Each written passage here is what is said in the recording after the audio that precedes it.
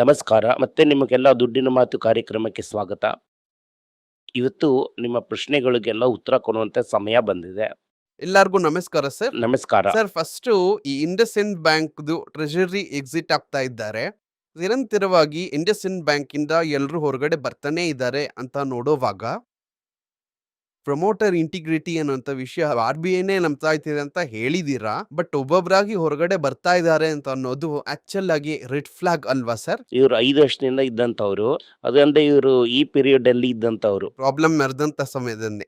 Account team problem ನಡೆದಂತ ಇವರು treasury operations ಅಲ್ಲಿ ಇದ್ರು. ಒಂದು 5 ವರ್ಷದಿಂದ ಇದ್ದಾರೆ.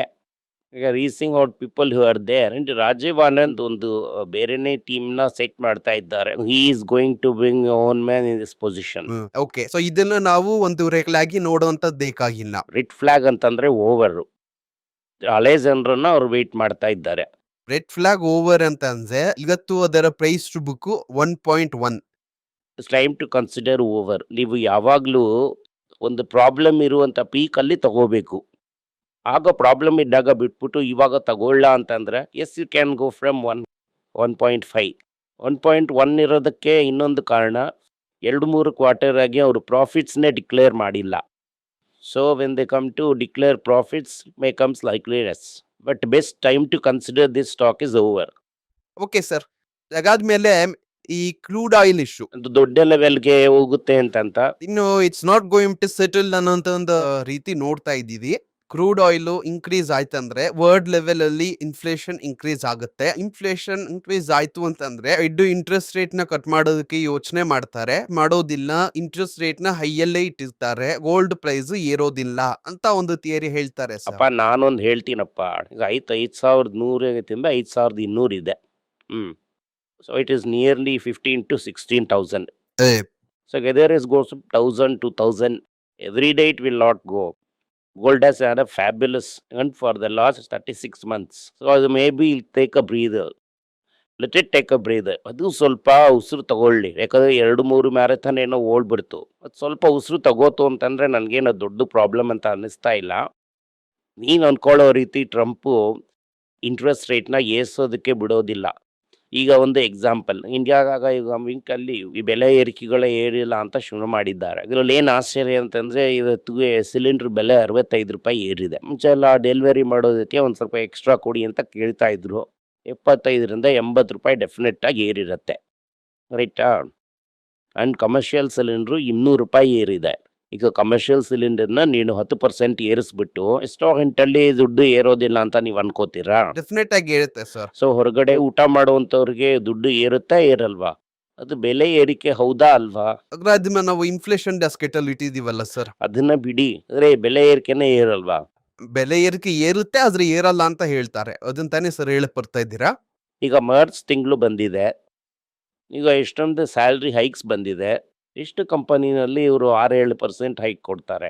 ಸೊ ಮಿಡಲ್ ಕ್ಲಾಸ್ಗೆ ಅವರ ಸುತ್ತ ಒಂದು ಎನ್ಸರ್ಕಲ್ ಮಾಡ್ತಾ ಇರೋ ಥರ ಒಂದು ಫೀಲಿಂಗು ಖಂಡಿತವಾಗ್ಲೂ ಬರುತ್ತೆ. ಯಾಕೆ ಅಂತಂದರೆ ಒಂದು 18 ತಿಂಗಳಿಗೆ ಮುಂಚೆ ರೂಪಾಯಿ 82, 83 ಆ ಥರ ಇತ್ತು. 85 ಇತ್ತು ಅಂದ್ಕೊಳ್ಳಿ. ಈಗ ಅದು 92ಕ್ಕೆ ಬಂದಿದೆ. ಒಂದು 8-9% ಇಳಿದಿದೆ. ಎಡಿಬಲ್ ಆಯಿಲು ಖಂಡಿತವಾಗ್ಲೂ ಏರಿರುತ್ತೆ. ನಾನು ಹೇಳ್ತೀನಿ ಕಣ್ಣು ಮುಚ್ಕೊಂಡು, ಎಡಿಬಲ್ ಆಯಿಲು ಏರಿರುತ್ತೆ. ಬೇಳೆ ಬೆಲೆಗಳೆಲ್ಲ ಏರಿರುತ್ತೆ, ರೈಟಾ? ಎಲ್ಲಾನು ಚಿಕನ್ ಫೀಡ್ ಏರಿರೋದ್ರಿಂದ ಚಿಕನ್ ಕೂಡ ಏರಿರುತ್ತೆ. ಮೊಟ್ಟೆ ಬೆಲೆ ಡೆಫಿನೆಟ್ಟಾಗಿ ಏರಿರುತ್ತೆ. ಇದು ನಿಮ್ಮ ಬ್ಯಾಸ್ಕೆಟಲ್ಲಿ ಏರಿರುತ್ತೆ. ಆ್ಯಂಡ್ ಇದರಿಂದ ಈ ಸಲ ತಿರ್ಗಾ ಏರುತ್ತೆ. Okay sir.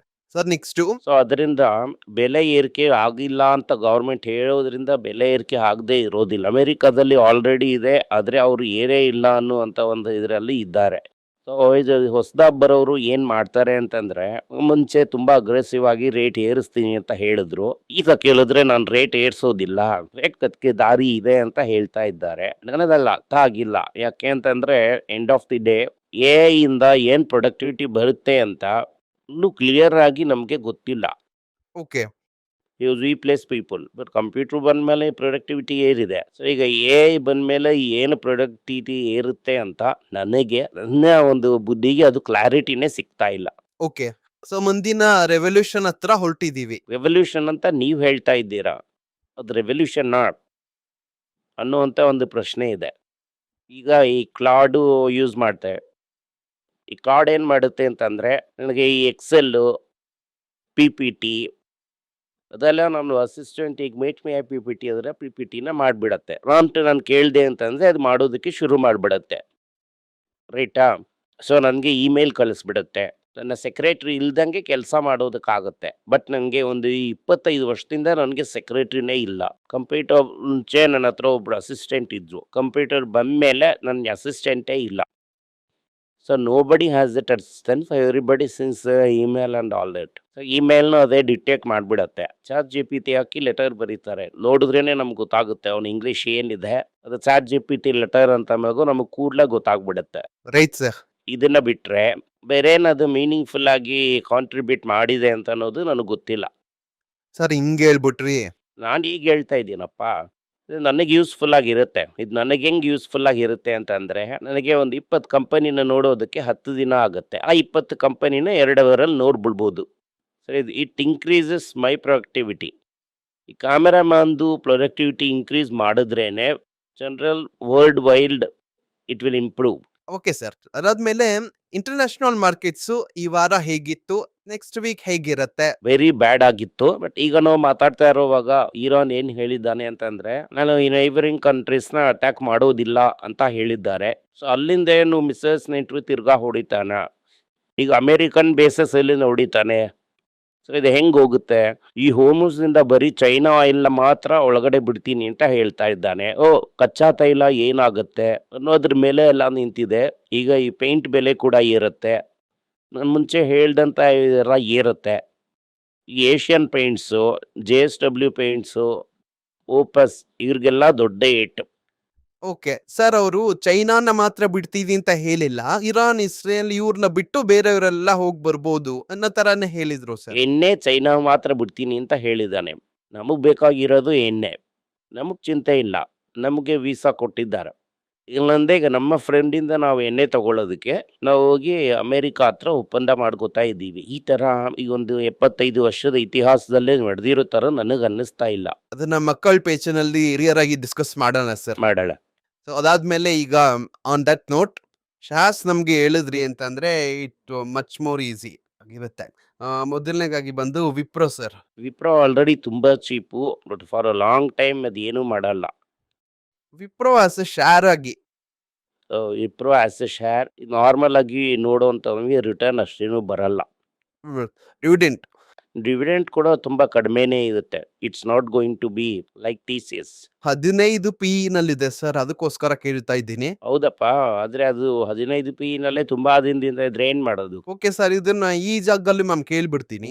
Loss contract Accenture loss. Okay sir. ನಿಮಗೆ ಏನಾದರೂ ಸಂದೇಹ ಇದ್ದು ನನ್ನನ್ನು ಕಾಂಟ್ಯಾಕ್ಟ್ ಮಾಡಬೇಕು ಅಂತ ಅನ್ಕೊಂಡ್ರಿ ಅಂದರೆ ಸ್ಕ್ರೀನ್ ಮೇಲೆ ಬರ್ತಾ ಇರುವಂತಹ ಮೇಲ್ ID ಗೆ ಮೆಸೇಜ್ ಮಾಡಿ, ನಮ್ಮ ಟೀಮ್ ನಿಮ್ಮನ್ನ ಕಾಂಟ್ಯಾಕ್ಟ್ ಮಾಡ್ತಾರೆ.